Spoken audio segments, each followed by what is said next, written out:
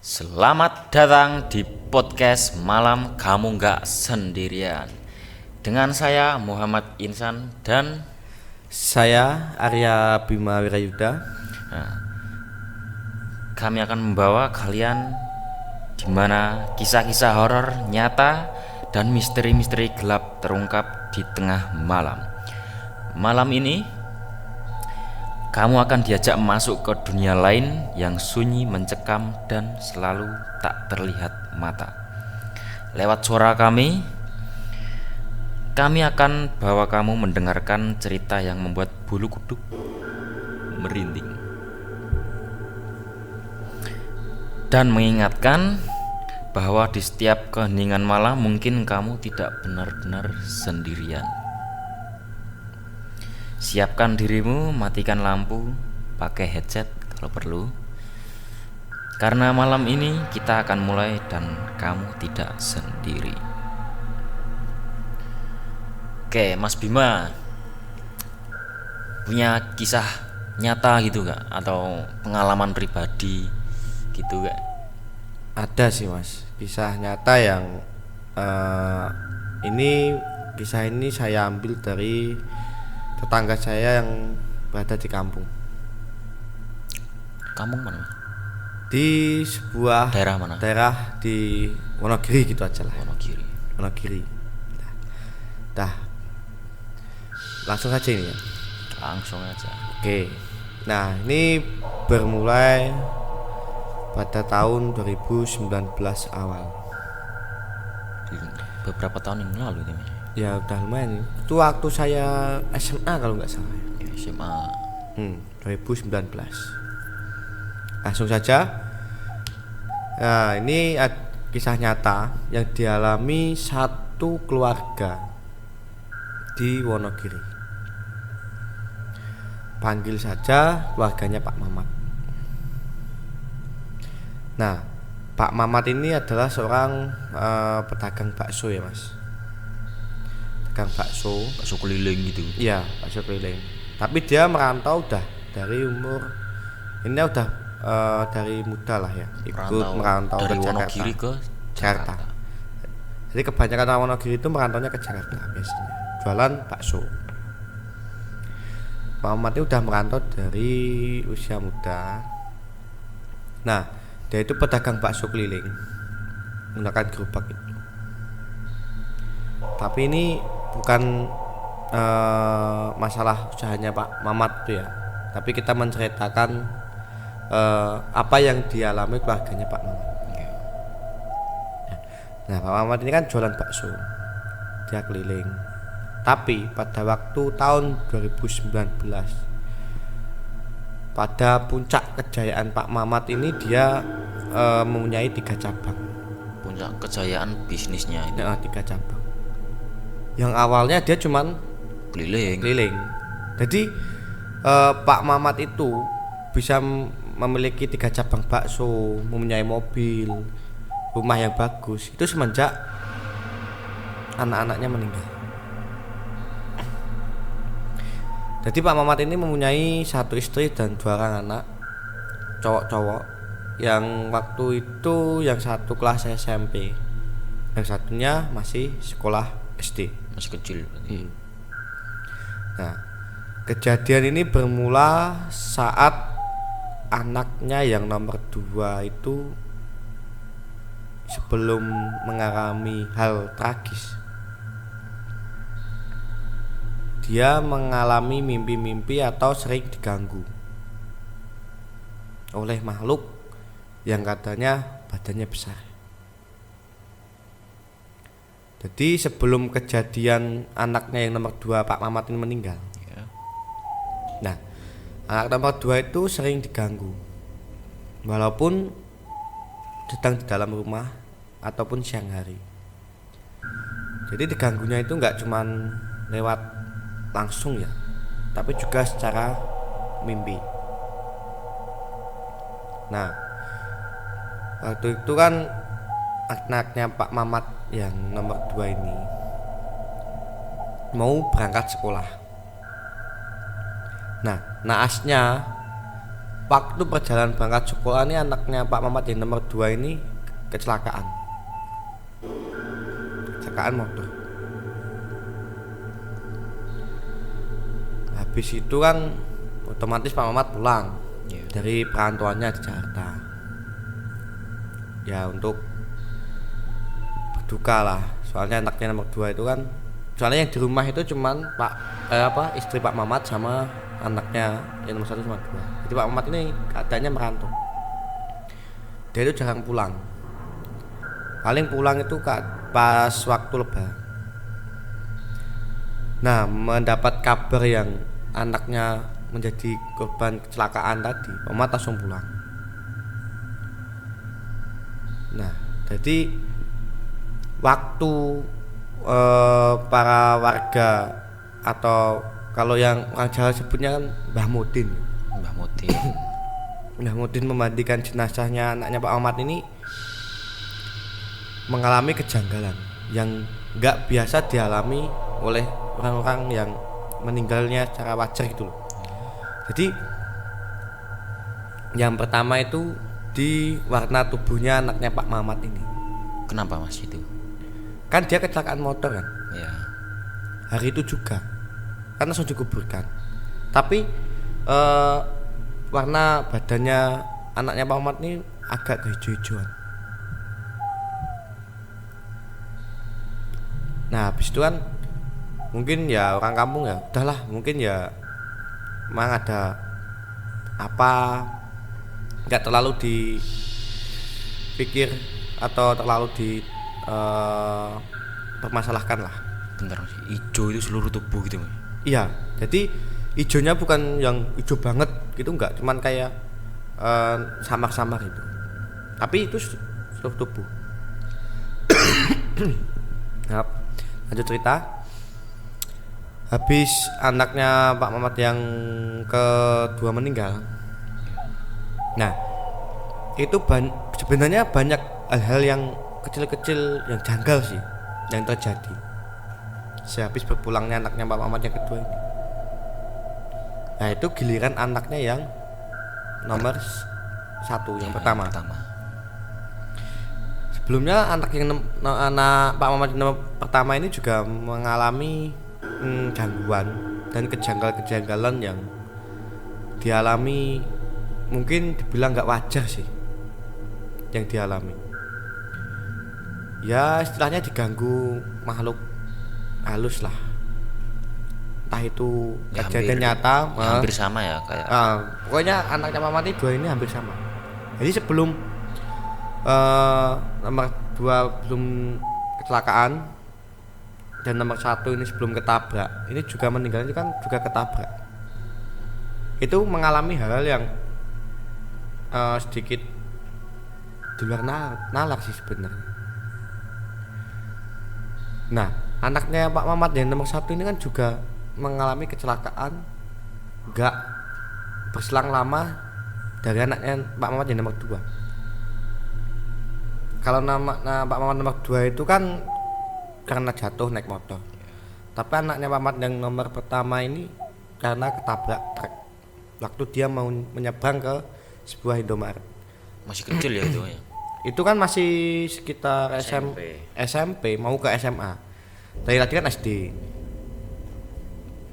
Nah, terus semenjak itu, Mas, semenjak kematian kedua anaknya, usaha Pak Mamat tuh semakin menjadi-jadi. Jadi usahanya itu meroket itu secara instan. Kalau orang bilang itu nggak wajar. Sugihan ya. Nah bisa dibilang gitu. Nah ternyata benar, Pak Mamat ini menggunakan pesugihan, dan pesugihannya itu ada pesugihan buta hijau. Jadi kedua anaknya tadi ditumbalkan untuk pesugihan buta hijau. Jadi semenjak kejadian anaknya ini meninggal dunia, usaha Pak Mamat itu makin menjadi-jadi dengan omset yang luar biasa per harinya. Jadi yang sebelumnya Pak Mamat itu cuma pedagang keliling, semenjak kematian kedua anaknya, dia mempunyai cabang 3, mempunyai ruko sendiri, dan bisa membeli mobil dalam kurun waktu secara instan banget. Secara instan, nggak ada 5 tahun itu, kurang dari waktu 5 tahun. Jadi kan kalau orang kampung itu kan melihatnya kok nggak wajar itu. Ya nggak biasanya lah, maksudnya orang usaha langsung begitu naiknya drastis. Dan orang kampung itu mengaitkan, sebelumnya udah curiga, jadi dikaitkan dengan kematian anaknya tersebut. Soalnya anak yang nomor 1 dan nomor 2 itu kematiannya hampir sama. Dan yang jadi misteri lagi, warnanya itu juga hijau. Anak yang pertama meninggalnya, dan mempunyai luka yang sama, yaitu di kepala. Lukanya itu gimana, Mas? Ya lukanya biasa sih. Dia luka, ya kayak gimana ya, benturan, tapi posisinya sama di bagian kanan. Dan warna tubuhnya juga sama, bagian hijau. Dan ternyata sering berjalannya waktu menjadi omongan di para tetangga-tetangganya Pak Mamat ini, kalau Pak Mamat menggunakan pesugihan, ya itu tadi pesugihan buta hijau. Soalnya selepas kematian kedua anaknya ini ya, itu giliran istrinya yang meninggal. Semuanya diambilan. Tapi ada tapinya. Tapi istrinya ini enggak karena kecelakaan. Kenapa, Mas? Karena jatuh di kamar mandi. Tapi sama, lukanya juga di kepala bagian kanan. Nah ini tragis banget loh guys. Iya. Sampai istrinya sendiri dikorbankan. Udah anaknya 2, istrinya. Lanjut ya. Nah habis itu kan ini Pak Mat tinggal sendiri di rumah ya tadi. Istri sama kedua anaknya udah dikorbankan untuk menjadi tumbal pesugihannya Pak Mamat tersebut. Nah mungkin waktu itu, seiring berjalannya waktu, mungkin Pak Mamat tuh sadar apa yang dia lakukan itu kayaknya salah, menyimpang ya, dari salah. menyimpang dari semua aturan. Nah pas waktu itu Pak Mamat itu mengundang sebuah Pak Ustadz gitu aja ya kita sambut. Ya Pak Kiai gitu Pak ya. Kiai. Ya mungkin untuk membantu melepaskan kontraknya dengan pesugihan buta hijau tersebut. Jadi kan Pak Mamat ini di akhirnya nanti juga mengakui kalau dia punya Pesugihan kontrak perjanjian dengan buta hijau tersebut. Dengan catatan dia harus menumbalkan darah dagingnya sendiri, yaitu kedua anaknya tersebut.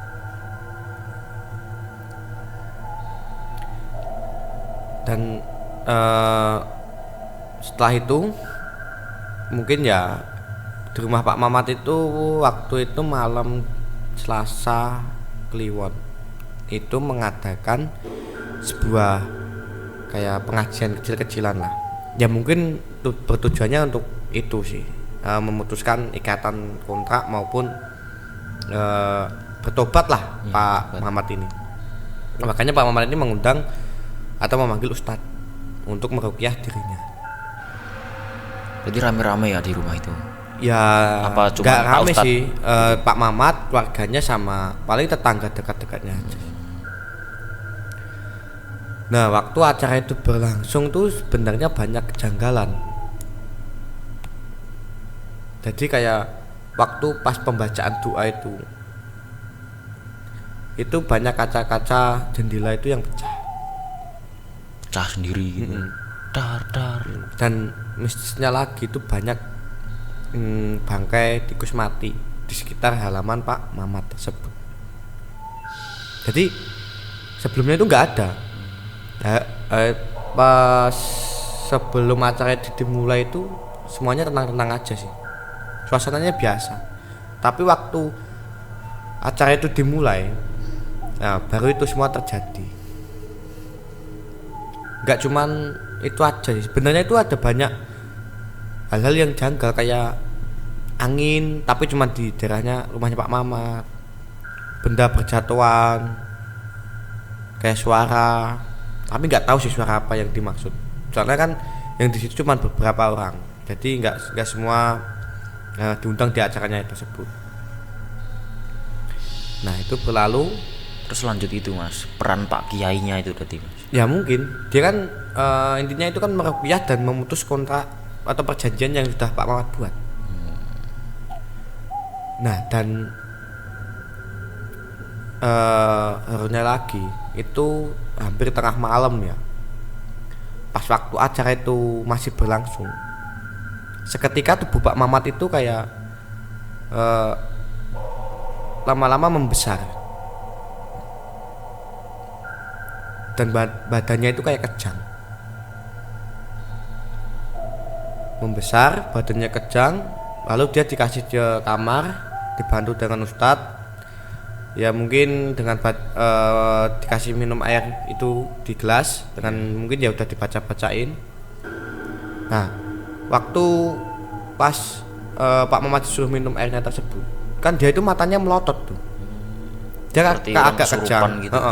Dia agak kejang, tapi dia nggak kayak tubuhnya tuh kaku, membesar, tapi badannya kayak gemuk, agak gemuk gitu. Nah pas waktu dia suruh minum air tersebut yang dikasih dari Pak Ustadz tadi, seketika dia langsung muntah darah, dan itu sampai mau pagi, mau subuh. Jadi muntahnya itu 3 kali. Setiap kasih air pasti dia muntah, kasih air dia muntah, dan muntahnya itu pasti darah. Ya merinding guys. Nah selepas kejadian itu, paginya itu udah baik-baik saja sih. Ya nggak tahu itu maksudnya sama pesugihannya itu gimana. Tapi yang jelas semenjak kejadian itu, semenjak kejadian Pak Mamat memutuskan perjanjiannya dengan si pesugihan Buto Ijo tadi, harta benda semua yang dia miliki itu lenyap seketika. Entah nggak tahu kemana, intinya kayak mobil, pangkalan bakso itu lenyap dalam waktu yang sangat-sangat cepat. Jadi Pak Mamat itu hidup sendiri cuman di rumah, yang punya rumah. Dan itu sampai sekarang masih itu rumah. Masih. Tapi dia Pak Mamat pun sampai sekarang masih. Tapi dia agak kayak setengah orang mungkin bisa dikatakan gila sih. Jadi dia itu kayak pandangannya kosong, nyalamun kosong. Dan yang dulu Pak Mamat itu badannya besar, sekarang tuh kecil, kurus. Akibat dari pesugihan itu ya? Iya, akibat memutuskan. Ya bagus sih, dia mau coba berhenti bertobat dan memutuskan perjanjian dengan jin tersebut. Tapi efeknya itu semua harta bendanya yang dia miliki saat menjalin perjanjian tadi habis, lenyap tanpa tersisa. Itu pun juga anak-anaknya dan istrinya juga jadi korban. Korban dari keserakahannya Pak Mamat tersebut. Yang menginginkan kan, kalau pesugihan itu kan menginginkan kaya tapi dengan cara cepat. Begitu. Sekarang pun Pak Mamat masih, tapi keadaannya begitu. Dia kayak orang gila, tatapannya kosong, terus cuma di dalam rumah, gak kemana-mana, hidup sendiri. Tapi keluarganya masih, tapi ya gak di situ sih. Ya mungkin itu saja sih. Itu cerita yang pernah aku lihat, pernah aku dengar, dan itu kisah nyata, emang real terjadi di kampung saya. Dan itu ya walaupun pesugihan itu di Wonogiri bukan hal yang asing lagi sih. Jadi mayoritas kalau saya bilang. Ini enggak terus saya bilang orang Wonogiri semua punya pesugihan, enggak. Tapi mayoritas itu biasanya dia punya pesugihan. Jadi bisa dilihat sih. Cara lihatnya gini mas. Gimana mas? Jadi di tempatku itu ya, daerah kecamatanku lah gitu aja, di daerah Wonogiri.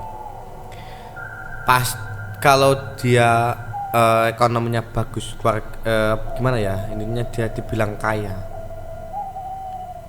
itu otomatis kalau anggota keluarganya ada yang meninggal, anak apa istrinya di usia muda dan meninggalnya gak wajar, fix. Itu pasti dia menggunakan pesugihan. Cuman mungkin pesugihannya beda-beda, kan pesugihan itu ada banyak.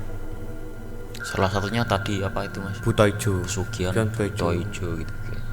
Yang itu udah pasti tumbalnya adalah darah daging keturunan yang membuat perjanjian. Tapi kata orang tua di tempatku ya mas, apa? Semua pesugihan itu perjanjiannya awalnya itu sama, bukan orang tapi hewan. Ya mungkin kesakan manusia lah yang membuat tumbal tersebut digantikan dengan manusia. Dengan istilah gini, kalau mungkin ya tumbalnya katakanlah ayam, mungkin dia dapatnya kisaran, mungkin lah ini gambaran aja 10 juta. Tapi kalau dia bisa menumbalkan darah keturunannya, mungkin dia dapatnya bisa 100 juta, lebih besar. Itu gambarannya seperti itu. Jadi semua pesugihan itu awalnya perjanjian cuman kayak gitu. Tapi ya itu sifat serakah manusia lah yang ingin terus menambah jumlah kekayaan dengan menumbalkan keluarga mereka sendiri. Mungkin itu saja sih mas cerita yang dari saya yang saya alami, dan itu sangat-sangat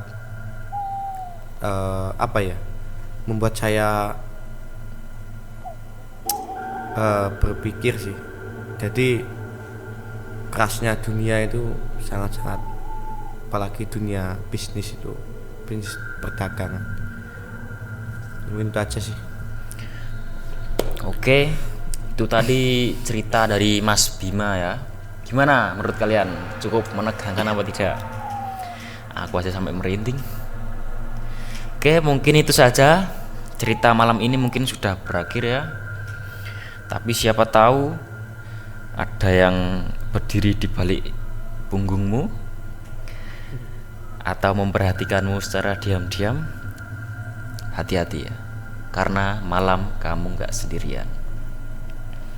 Terima kasih sudah mendengarkan podcast Malam Kamu Gak Sendirian. Sampai jumpa di malam-malam berikutnya. Tentu saja kalau ada masih sendiri. Selamat malam dan hati-hati saat memejamkan mata kalian.